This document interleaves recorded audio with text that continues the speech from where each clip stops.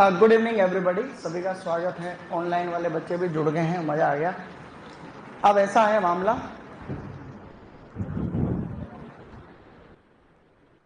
कल हमने जैसा कि स्टार्ट कर लिया था टॉपिक, जिसे हम क्या कह रहे थे, पोमोलॉजी।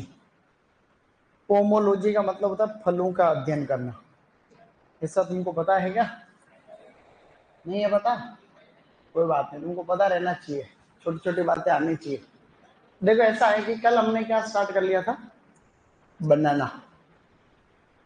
BANANA, बनाना का मतलब होता है केला। इसमें वेजिटेटिव पार्थेनोकार्पी होती है, इसके कारण बीज रहितता होती है। आम की सिंधु किस्म में स्टेनोस्पर्मोकार्पी के कारण बीज रहितता होती है। और अंगूर की बाकी सभी किस्में जो होती है, ब्लैक कोरिएंट को छोड़ करके, क्योंकि ब्लैक कोरिएंट के अंदर तो क्या होता है, स्टेनोस जो आपके स्टिमुलेटिव पार्थेनोकार्पी, और बाकी सब में स्टेनोस्पर्मोकार्पी पार्थेनोकार्पी। सबसे ज्यादा आंध्र प्रदेश में होता है केला।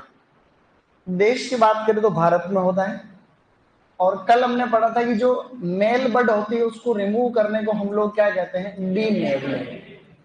स्यूडोस्टेम को एक सर्टेन हाइट से कट करने को क्या कहते हैं, मेटोकिंग। क्या कहते हैं? मेटोकिंग कहते हैं, ऐसा हमने पढ़ा। इसी प्रकार से हमने किस्मों का समूह पढ़ा था अलग से, बोलो a dwarf Cavendish, robusta, Gros Michel, Grand Naine. A कुवन, Nendran, Rasthali. ABB Monthan, कारपुरावली। AB lady finger एवं कुनन।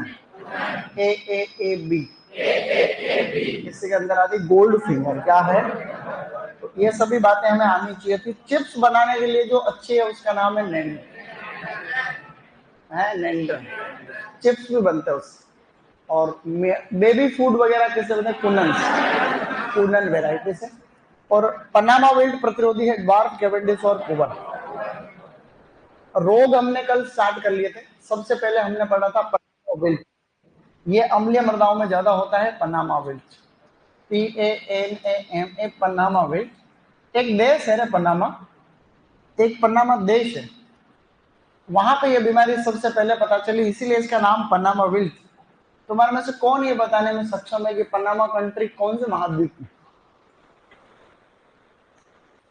वो साउथ अमेरिका और नॉर्थ अमेरिका के बीच में दो महाद्वीप हैं।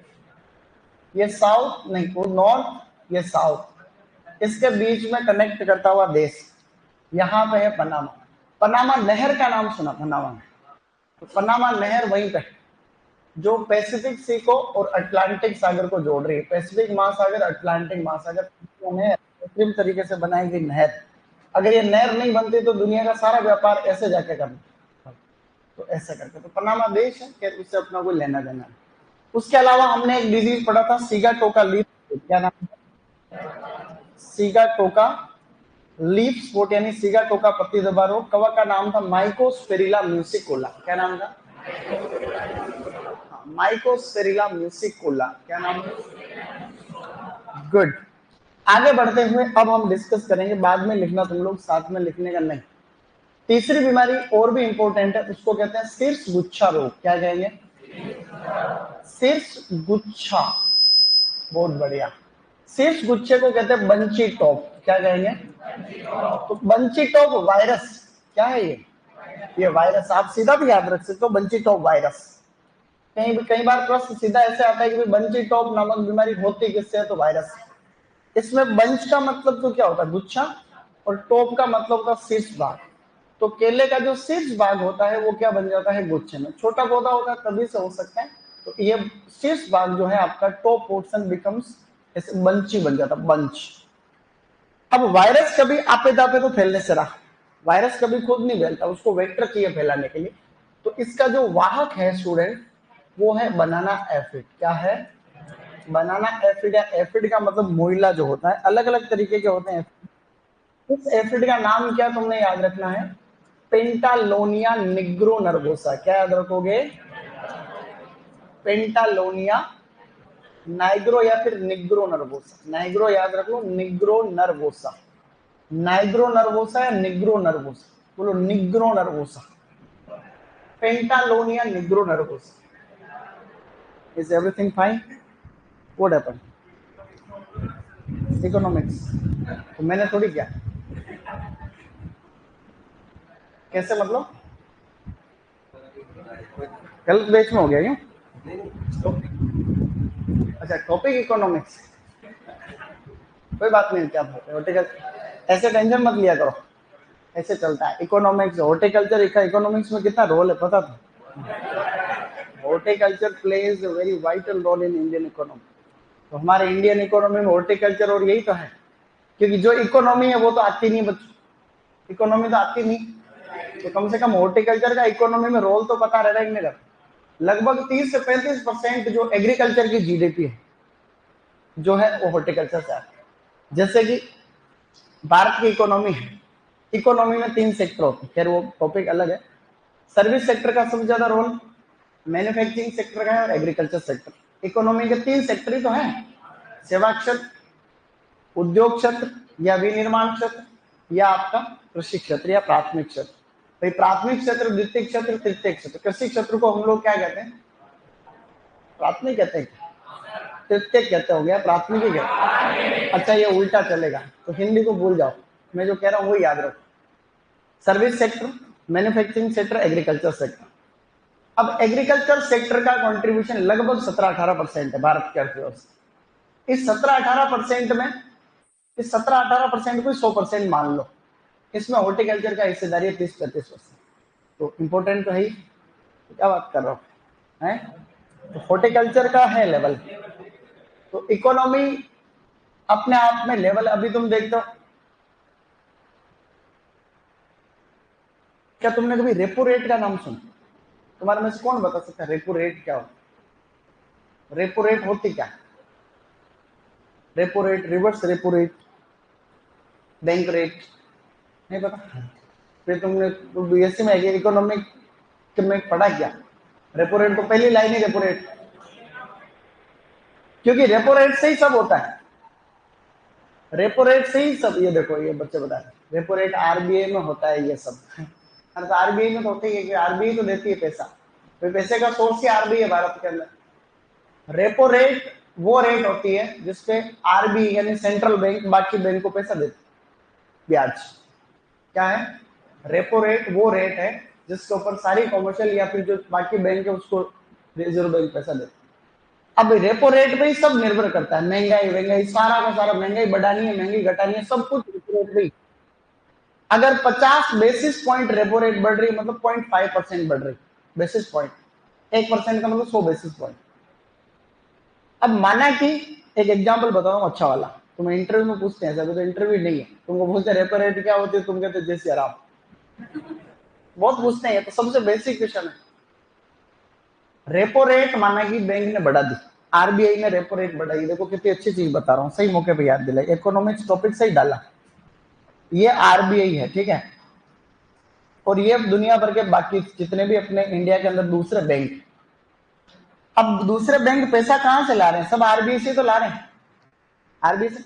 अब आरबीआई ने बैंक रेट मान लो जो है, रेपो रेट जो है वो 5% है मान लो आज की तारीख में। मान लो अभी जो रिटेन मेरे को नहीं पता, अभी लगभग 4.5 से 5% ही होगी, तो 5% मान लो रेपो रेट। अब ये रेपो रेट गवर्नमेंट ने बढ़ा के 5.5% कर दी, कितनी कर दी?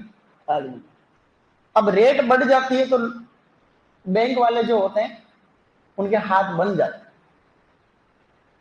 रेट बढ़ती है तो लोग लेते नहीं है लोन। भाई लोन की अगर रेट बढ़ गई, भाई अगर बैंकों को पैसे ही ज्यादा ब्याज पे मिला तो लोग बाग बैंक, भाई जो बैंक भी तो अपने को लोन महंगा देगी, तो हम बैंक में लोन लेने जाएंगे? नहीं जाएंगे। तो फिर गवर्नमेंट को अपने आप महंगाई को कम करना पड़ेगा। तो रेपो रेट जब बढ़ती है इसका मतलब सरकार ये चाहती है कि क्या महंगाई क्या हो? कम। रेपो रेट बढ़ेगी इसका मतलब महंगाई क्या होगी? घटेगी, क्योंकि सभी कंपनियों को और इनको और अपना रेट क्या करना पड़ेगा, पैसे की सप्लाई कम होगी मार्केट में। भाई रेपो रेट बढ़ी इसका मतलब पैसे की सप्लाई कम हो गई, मार्केट में पैसा है ही नहीं अब, तो लोग खरीदने नहीं जा रहे। अब खरीदने नहीं जा रहे तो सारी कंपनियों को सबको अपनी रेट को क्या करना पड़ेगा? डाउन करना पड़ेगा, तो महंगाई घट रही। अब महंगाई बढ़ानी है तो सरकार क्या करेगी, रेपो रेट को माना ही 4% कर दिया, बैंक के पास पैसे की सप्लाई होगी और बैंक ने भी अपनी जो लोन थी, कार लोन, फला ढिंका धमाका, सारे लोन की रेट क्या कर दी, कम। लोगों के पास पैसे वैसा हो गया, पैसे वैसा हो गया तो सबकी रेटें अपने आप क्या होगी, इससे महंगाई बढ़। तो इन्फ्लेशन कंट्रोल करना ये सारा का सारा रेपो रेट पे डिपेंड है।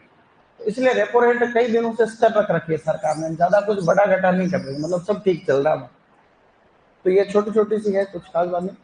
तो ये सिर्फ गुच्छा रोग है, इसको कौन फैलाता है, एफिड। इस एफिड का नाम तुमको पता रहना चाहिए, पेंटालोनिया निग्रोनर्वोस।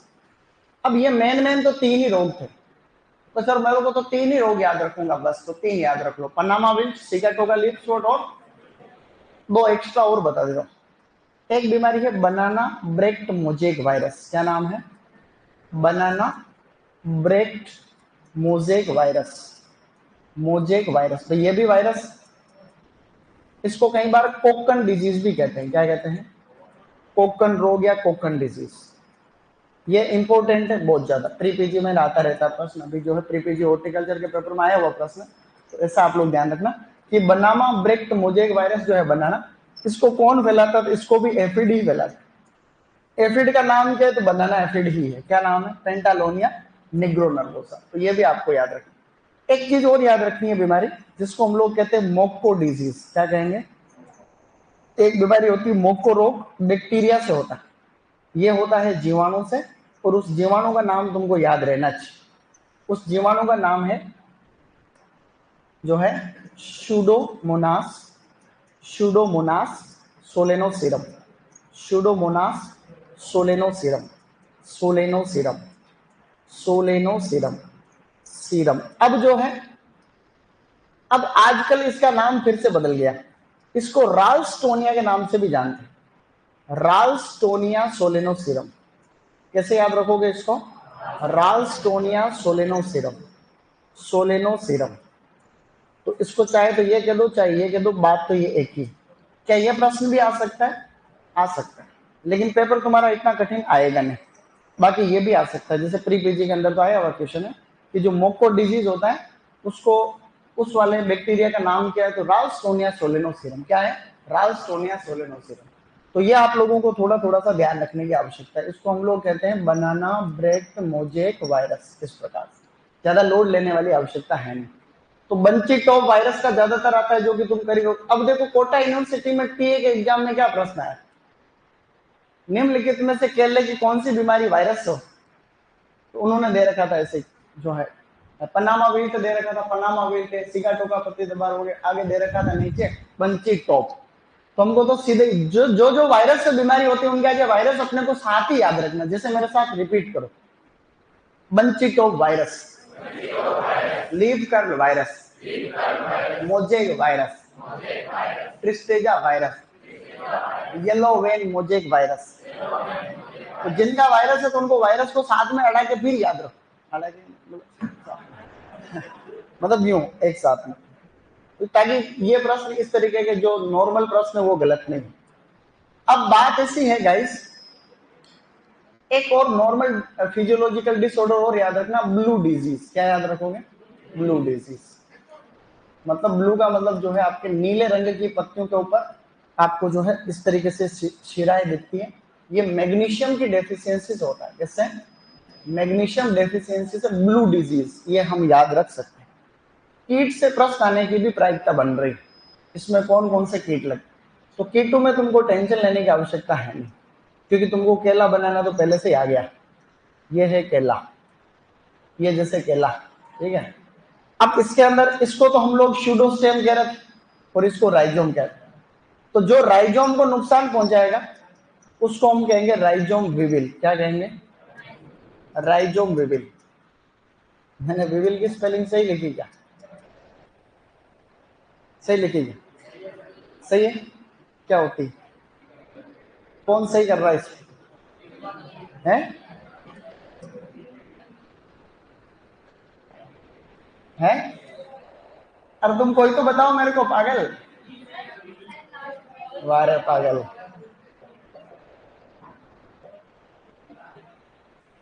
एस नहीं आएगा, है कि नहीं,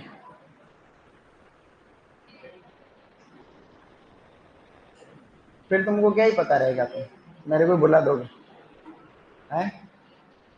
ये नहीं आएगा, बस इतना ही फर्क है। तो ये लिखा कहाँ, मैंने लिखा ही नहीं है।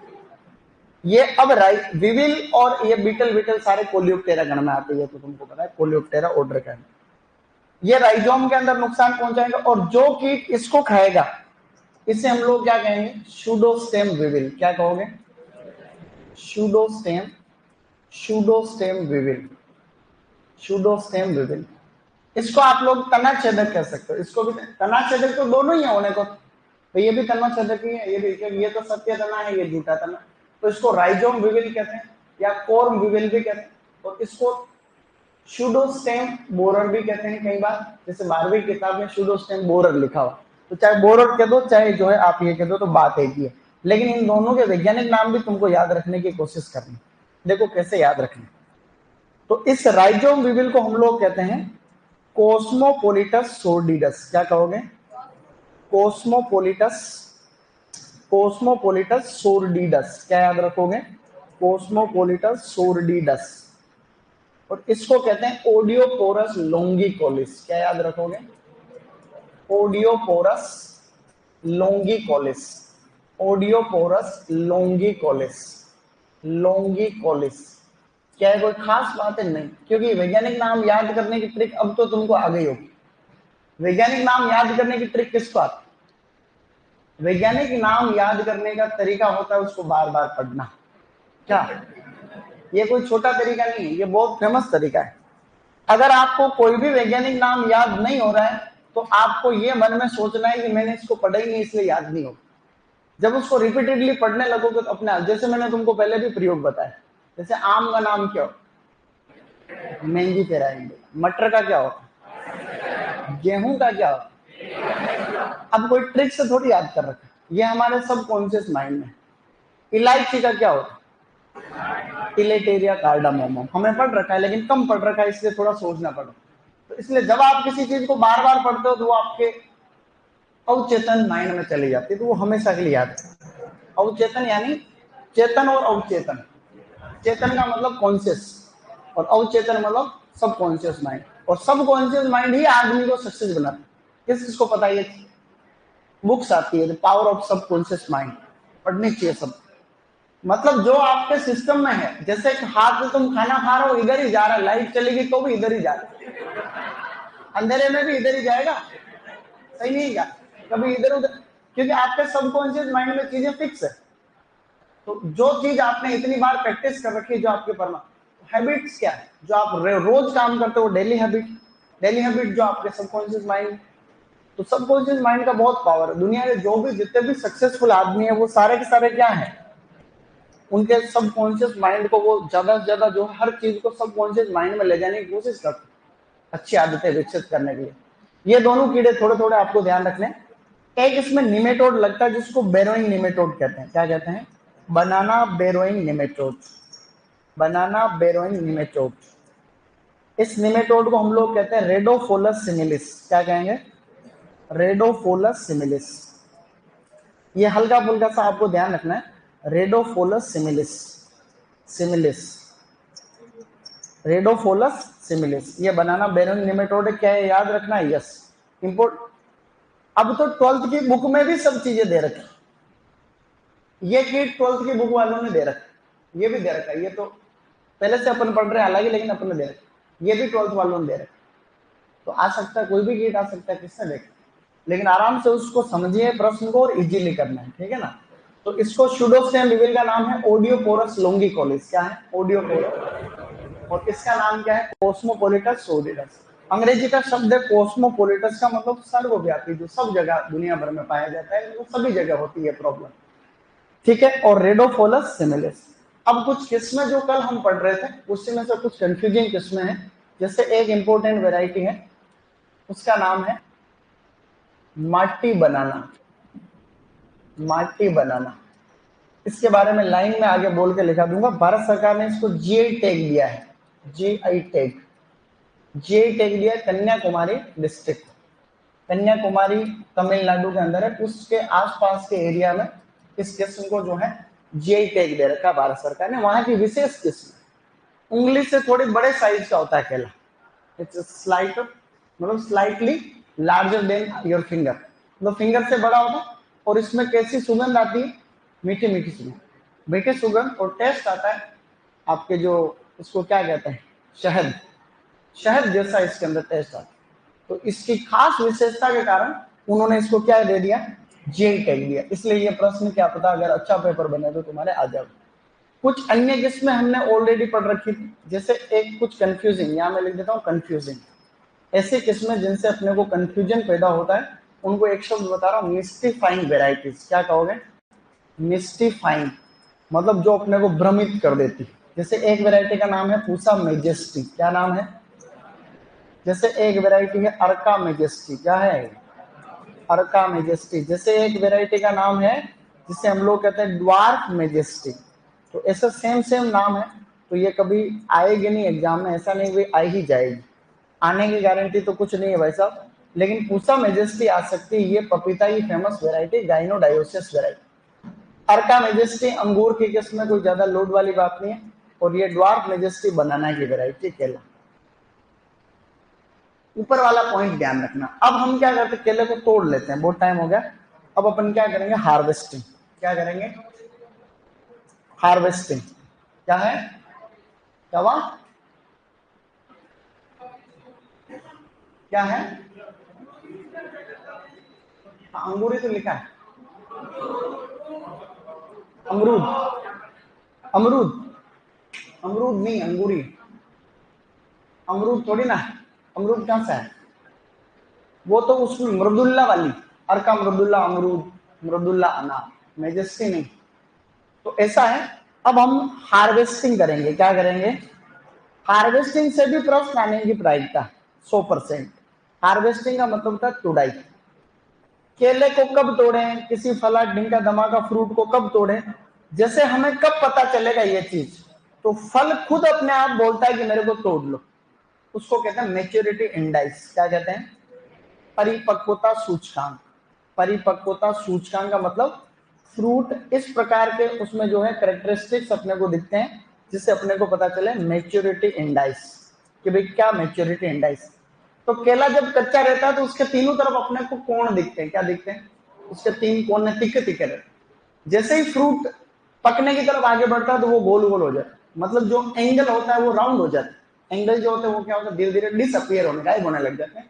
तो उसको हम लोग कहते हैं डिसअपेरेंस ऑफ एंगुलरिटी। क्या कहेंगे, disappearance of, disappearance of angularity, angularity.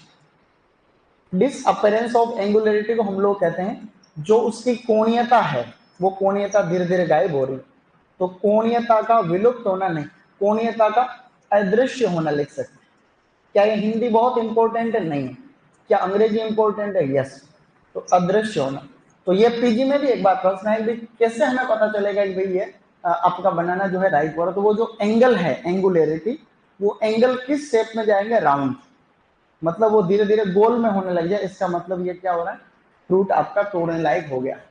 अब फल को जब तोड़ ही लिया तो हम उसका क्या कर देंगे, भंडारण। अब भंडारण के लिए जो आपकी 12th की बुक है, आज तक जितनी भी बुक पढ़ी है, सबके अंदर तापमान जो है वही दे रखा है, 12 से 13 डिग्री सेंटीग्रेड, खासकर 13 डिग्री सेंटीग्रेड। और जो अपेक्षित आर्द्रता है, रिलेटिव ह्यूमिडिटी, रिलेटिव ह्यूमिडिटी 85 से 90%। तो 85 से 90% तो आर्द्रता रहनी चाहिए, तब जाकर के आप हफ्ते भर तक केले को रख सकते हो, इससे ज्यादा नहीं, ओनली 1 वीक। तो 12-13 डिग्री सेंटीग्रेड तापमान और 85 से 90% रिलेटिव। मैंगो के अंदर भी सेम 12 से 14 डिग्री सेंटीग्रेड तापमान और रिलेटिव ह्यूमिडिटी इतनी रखनी। ये सभी चीजें बहुत अच्छी अच्छी वाली, ये बात आपकी बड़ी किताबों में भी दे रखी है, इस बार 12th की बुक में भी दे रखी कि केले को कब तोड़ना चाहिए, तो इसलिए ध्यान रखना। और ये टेम्परेचर तो दे ही रखा, ये अभी एसआरएफ के पेपर में आया था। अभी यूपी के अंदर एक पेपर हुआ था, उसमें थोड़ा तापमान वाला कोई आंसर उल्टा पुल्टा मान लिया था, इसके लिए बच्चों ने मेरे को भेजा भी था, लेकिन मेरे को कहीं उत्तर मिला नहीं। उन्होंने 13 डिग्री सेंटीग्रेड नहीं, कुछ और ही माना उसको, वो आंसर के में थोड़ा एरर था। इसको आप 1 मिनट के अंदर लिख लो, फिर नया क्रॉप पढ़ेंगे।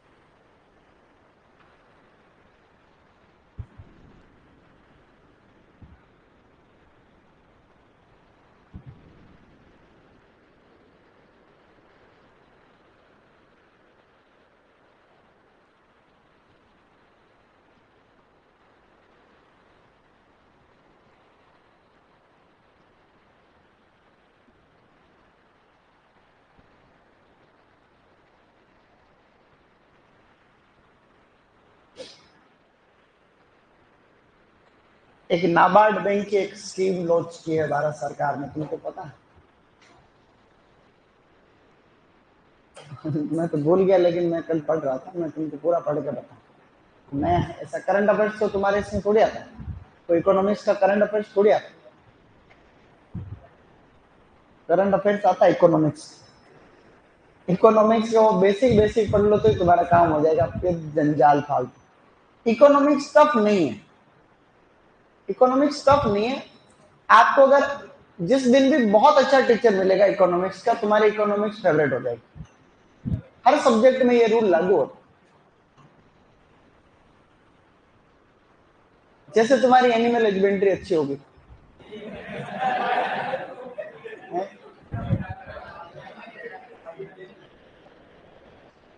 आगे बढ़े। एक इकोनॉमिक अगर तुमको पढ़नी है ऑनलाइन, तो वो तो ओरिजिनल इकोनॉमिक्स है, एग्रीकल्चर इकोनॉमिक्स नहीं। लेकिन एग्रीकल्चर इकोनॉमिक्स ही ओरिजिनल इकोनॉमिक्स, ऐसा कुछ फर्क नहीं, कुछ ज्यादा फर्क नहीं। अगर आपको मैक्रो इकोनॉमिक्स समझ में आ गई तो माइक्रो इकोनॉमी समझने में दिक्कत नहीं है। क्या? किसकी? कौन सी? एग्रीकल्चर इकोनॉमिक्स है? अर्जुन सर यूं नहीं, मैं I am not talking about particular sir. मैं एक बात बता रहा हूँ, लेकिन इकोनॉमिक्स को अच्छा करना है तो ही teachers good, I know. Arjun sir is one of the best teacher in Udaipur, मेरे को पता है। बट यू है कि भाई अपन किसी का अपन तो एक बात कर रहे हैं कि भाई अर्थव्यवस्था, अर्थव्यवस्था बहुत बड़ी चीज है। अर्थव्यवस्था किसी के ही समझ में नहीं आती है, एक कहते जिसके अर्थव्यवस्था समझ में आएगी वो देश बहुत जल्दी ग्रो करेगा। जैसे मनमोहन सिंह 1991 में जो आपका लिबरलाइजेशन हुआ था, प्राइवेटाइजेशन हुआ था, तुमने पढ़ा हो। ग्लोबलाइजेशन हुआ था, वैश्वीकरण, निजीकरण, उदारीकरण। इसलिए भारत की अर्थव्यवस्था में जो है बदलाव आया था।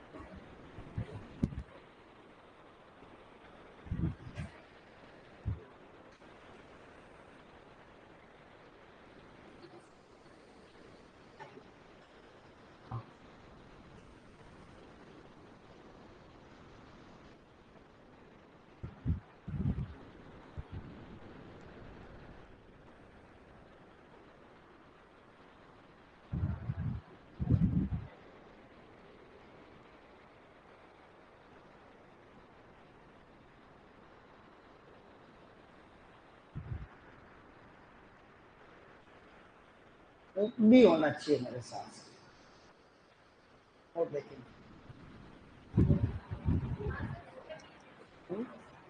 उस दिन मैं नहीं कह रहा था कि भाई वो growth retardant and growth inhibitor, तो एक तरफ अपन लिख रहे थे कि ये तो बायोसिंथेसिस को रोकते हैं, ये सेल डिवीजन को रोकते हैं, वो उसमें से ए इजी है। लेकिन ये चीजें सब तुम उसमें भी पढ़ते हो, प्लांट फिजियोलॉजी। हार्मोन के बारे में अपने को बहुत पढ़ना है, अंदर से पढ़ना है, जिब्रेलिन कैसे बनता है प्लांट में, क्या होता है, वो सब चीज। वो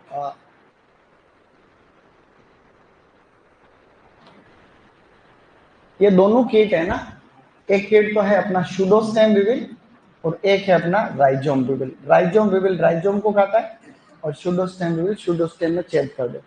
विविल विविल काले काले होता है, विविल जानते हो? विविल इनका लार्वा वैसा होता है जैसा उसका होता है तुम्हारा व्हाइट ग्रब। सफेद लट नहीं होती क्या? सफेद लट, अरे सफेद नहीं होती, सी आकार की मोटी लट, वैसा इनका larva, weevils and Beatles.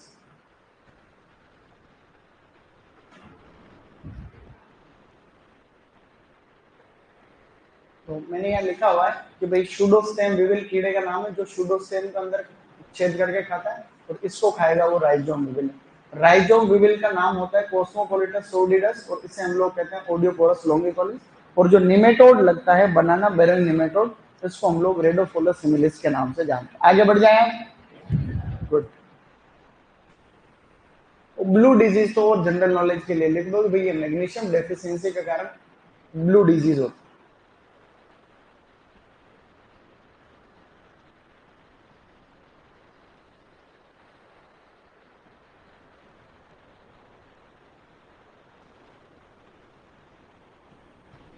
Okay guys, good. इस माटी बनाना में एक लाइन लिखा हूं, इतना आप लिख लो जीआई टैग, उसके आगे एक लाइन बोल दूंगा मैं।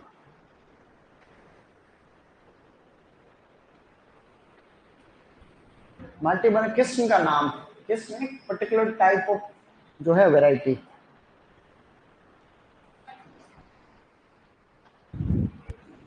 अभी तक नहीं लिखा क्या?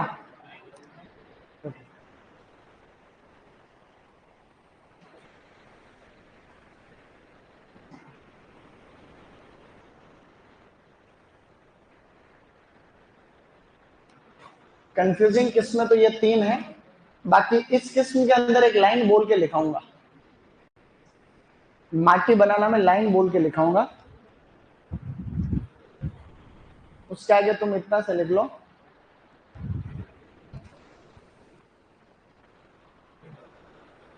अंगुली को उंगली बोलते हैं, उंगली या अंगुली बोलते हैं,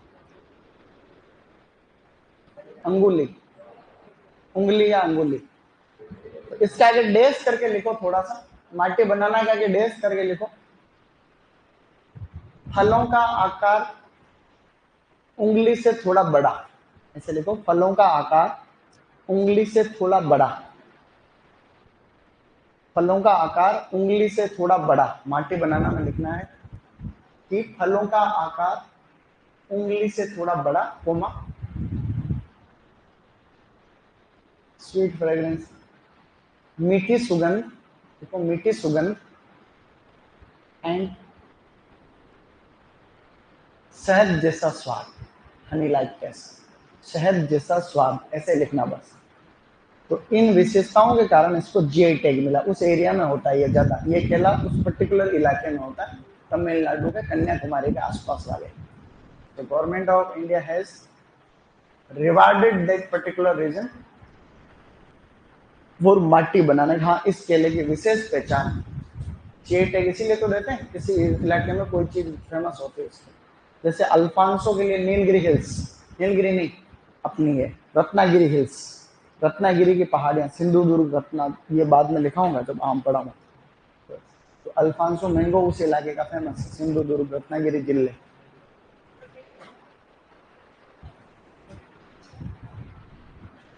हाँ, दीपक मैंने लिखा है वो सही मान के चलना है, ठीक है, गुड।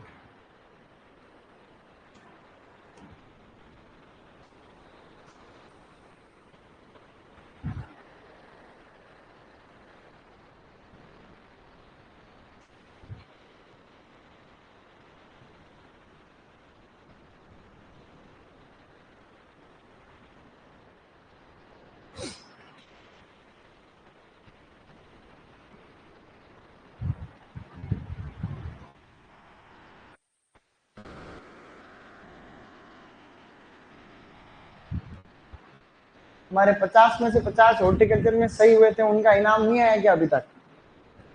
अरे भूल गया मैं।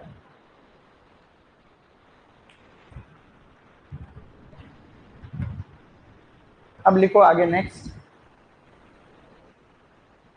तुड़ाई में परिपक्वता सूचकांक, एओ का प्रश्न नहीं है, एक बार आया हुआ एओ में प्रश्न आ रखा है कि कोणीयता का अदृश्य होना या disappearance of angularity is a maturity indices of banana. ऐसा कोई गायब होना, गायब होना, डिसअपियर होना, अपियर होना प्रकट होना, गायब होना, डिसअपियर, अपियर डिसअपियर।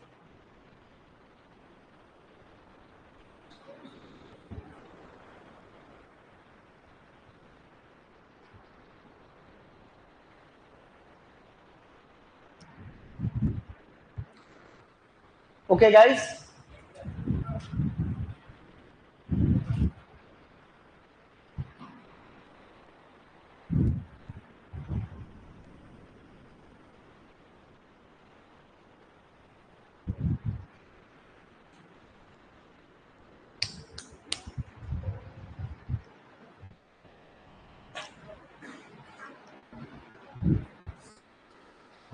नई क्रॉप हम लिखना चाहते हैं अब, वो है पपाया। नया जो फसल है उसे है पपाया, पपीता। तो दूसरी क्रॉप आप सभी लिखेंगे पपीता, पपीता। तो न्यू, नया जो फ्रूट क्रॉप आपको लिखनी है पपाया। ये तो एंगल राउंड हो जाते हैं, इसी को कह रहे हैं अपन डिसअपेरेंस ऑफ एंगुलरिटी, गायब हो गया, राउंड हो गया ऐसा।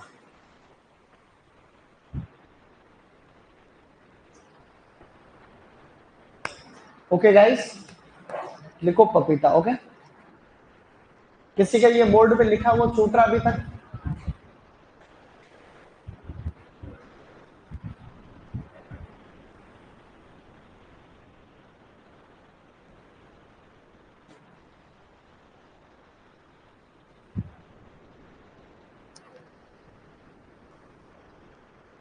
हो गया सभी के? अब पपीता के बारे में जो बेसिक जानकारी है वो मेरे साथ में ही लिखेंगे। पपीता को कहते हैं पपाया, पपीता को कह रहे हैं पपाया, है ना? पपीता मतलब पपाया। अब इसका बोटनिकल नाम हम लोग लिखेंगे केरिका पपाया, केरिका पपाया। क्या इसका कुल लिखेंगे आप लोग केरिकेसी। तुरंत ही लिख लेना है, ज्यादा टाइम खराब नहीं करेंगे बेसिक चीजों में। केरिकेसी, केरिकेसी। गुणसूत्र संख्या इसमें लिखेंगे 18। सेंटर ऑफ ओरिजिन या उत्पत्ति स्थल जो हम लिखना चाहते हैं इसमें, वो है अपना, हमने पहले पढ़ रखा मैक्सिको, मैक्सिको या उष्ण कटिबंधीय अमेरिका, या उष्ण अमेरिका बोल दो इसको, उष्ण अमेरिका या उष्ण कटिबंधीय अमेरिका, उष्ण कटिबंधीय अमेरिका, उष्ण कटिबंधीय अमेरिका बोल दो इसको, चाहे आप लोग बोल दो इसको ट्रॉपिकल अमेरिका। हमने फल प्रकार वाले चैप्टर में पढ़ा था कि इसका और केले का दोनों का ही फल प्रकार क्या होता है, सरस या बेरी।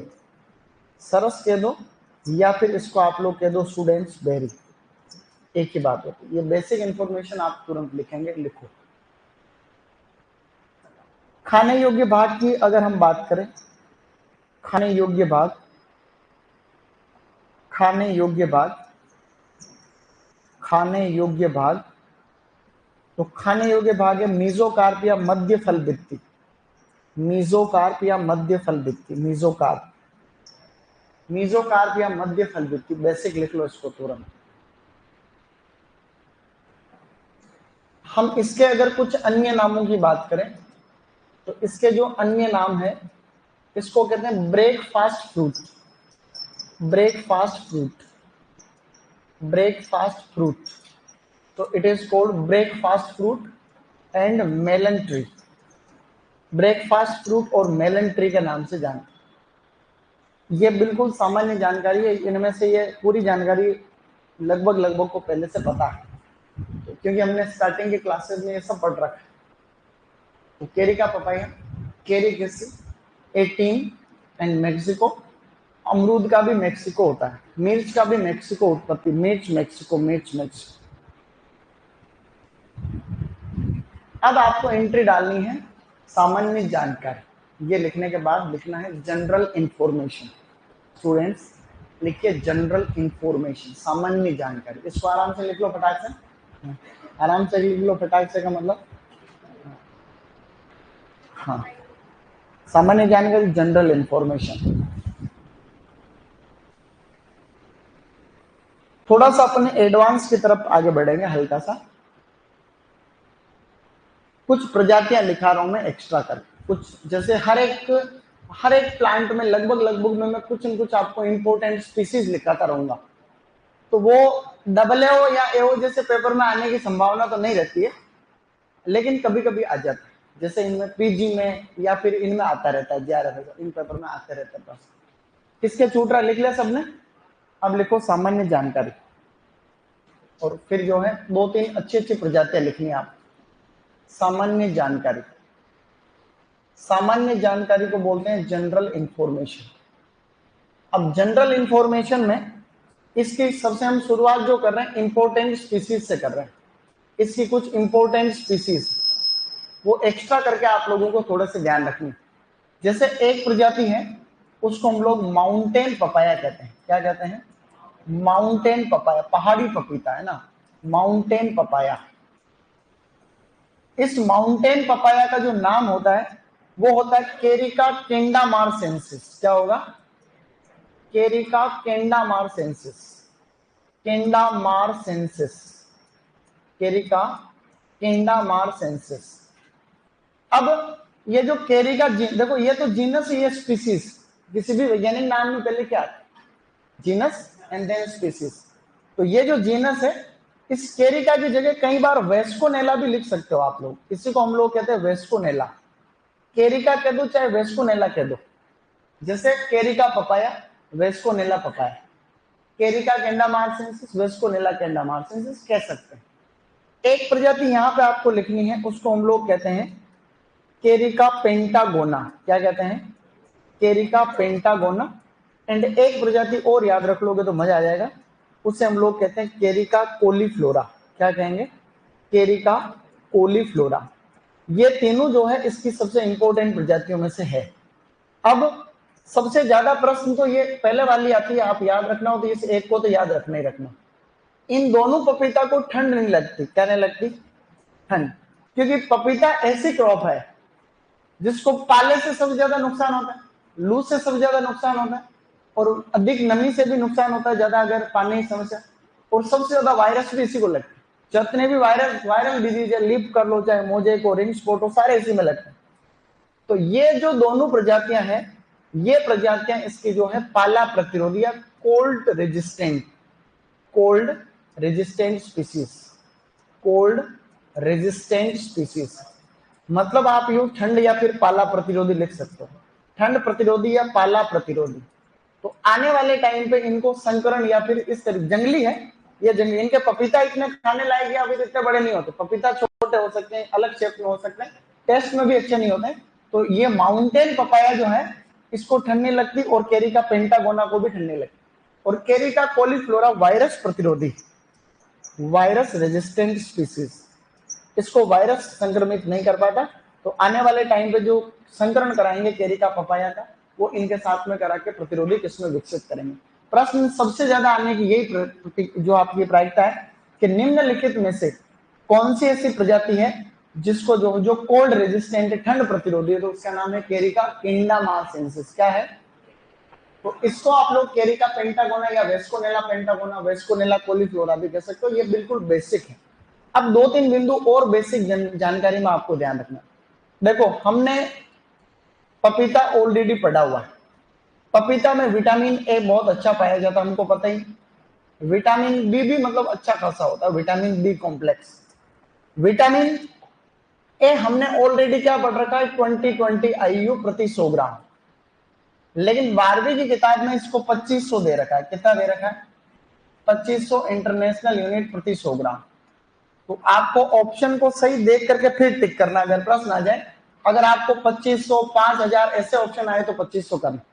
कभी भी ये नहीं आएगा भाई 2000 भी है 2500 भी।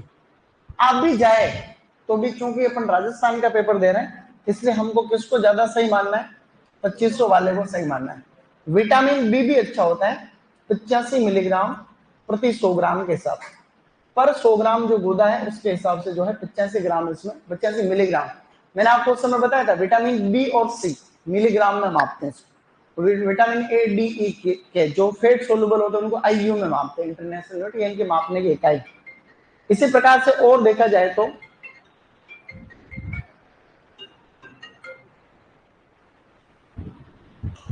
हाँ सर, क्लास में था भाई, क्लास में था सर, क्लास में था, यस सर।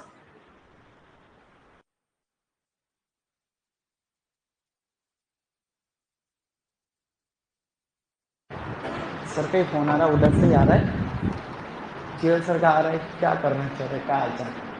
जीएल सर का नहीं आ रहा, बस क्लास मैनेजमेंट वालों का है। ठीक है, ऐसा है कि पपीता, देखो ऐसे लाइन लिखनी है, पपीता सर्वप्रथम, पपीता सर्वप्रथम भारत में पुर्तगालियों द्वारा, जानते हो पुर्तगाली बहुत बदमाश, पुर्तगालियों द्वारा 16वीं शताब्दी में लाया गया। तो 16वीं शताब्दी के अंदर जो है इसको लेकर के आए, शताब्दी में लाया गया। पुर्तगाली जब सबसे पहले आए थे, ये और भी लेकर के आए अमरूद। ये पुर्तगाली लोग जो है अमरूद लेकर के आए थे 17वीं शताब्दी में, 17वीं के अंदर। उस टाइम और भी काफी चीजें थे, आलू लेकर के आए थे, गेंदा लेकर के आए थे। ये गेंदा वेंदा सब पुर्तगाली लोग लेकर आए थे। अंगूर तो पहले ही आ गया था 13वीं शताब्दी में जो है ये, लेकिन इसको अफगानी लोग लेकर के आए थे, पुर्तगाली नहीं लाए थे, अफगानी जो आक्रमणकारी आए थे वो इसको लेकर के आए थे अंगूर। तो ये थोड़ी सी बेसिक जानकारी है। अच्छा एक चीज बताओ, पपीता का लाल रंग किसके कारण होता है? हमने पढ़ रखा लाइकोपीन पिगमेंट, लाइकोपीन के कारण। पपीता का पीला रंग किसके कारण होता है? केरिका जेंथिन के कारण। तो इस प्रकार से आप लोगों को ये छोटी छोटी सी बातें ध्यान रखने की आवश्यकता है। केरिका जेंथिन। लास्ट बिंदु और लिख रहा हूं, पपीता एक डायोसियस प्लांट है। कैसा है? डायोसियस को हिंदी में क्या कहोगे?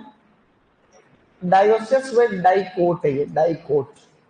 क्या कहते हैं बताओ हिंदी में? कहना हो, डायोसियस का मतलब एक लिंगाश्रयी होता है। क्या होता है? एक लिंगाश्रयी पौधा है, एक लिंगाश्रयी। और साथ में अपने को और याद रखना है ये द्विबीजपत्री, द्विबीजपत्री। तो ये कुछ कुछ पॉइंट है जो आप लोग याद रखोगे, इसको लिख लो। इसके पहले वाला हाँ उसको भी लिख लो फटाक से।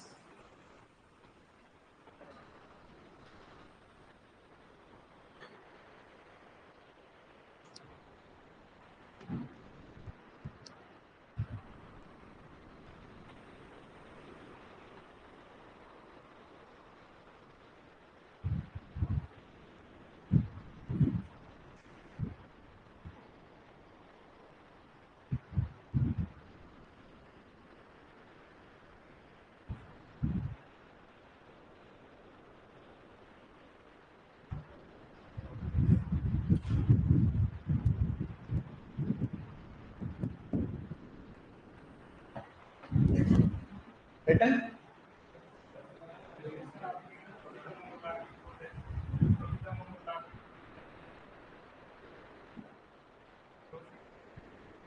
वो तो जनरली आजकल नई किस्में आ रही,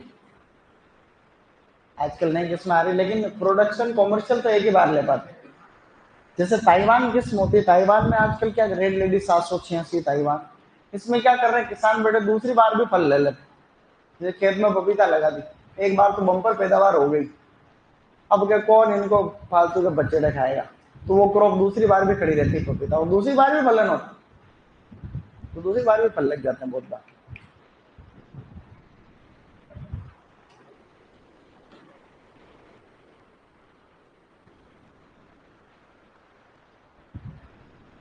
ओके गाइस,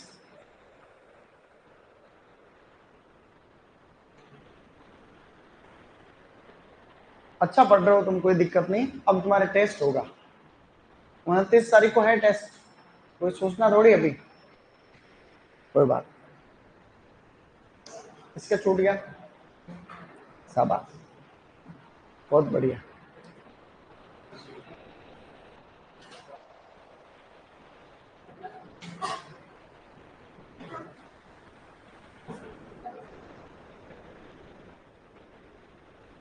हो गया, हो गया।